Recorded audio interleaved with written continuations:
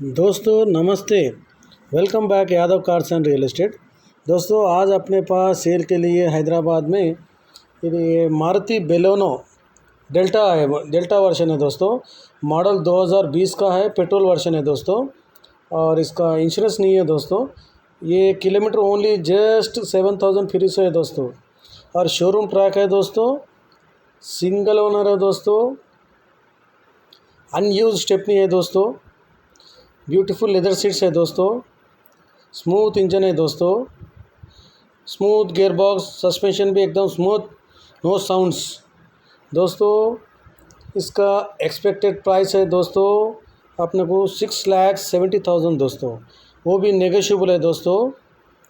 दोस्तों मेरे वीडियो अच्छा लगा तो आप लाइक करिए, शेयर करिए, कमेंट करिए, मेरे चैनल को सब्सक्राइब करिए दोस्तों, मेरे को सपोर्ट करिए।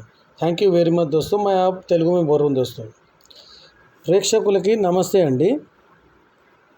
Welcome back Yadav cars and real estate friends. ఈరోజు మన దగ్గర సేల్కి హైదరాబాద్లో ఇది మారుతి బెలెనో అండి, డెల్టా వర్షను ఫ్రెండ్స్। ఇది మోడల్ వచ్చేసి 2020 అండి, పెట్రోల్ వర్షన్ అండి। ఇది ఇన్సూరెన్స్ లేదండి।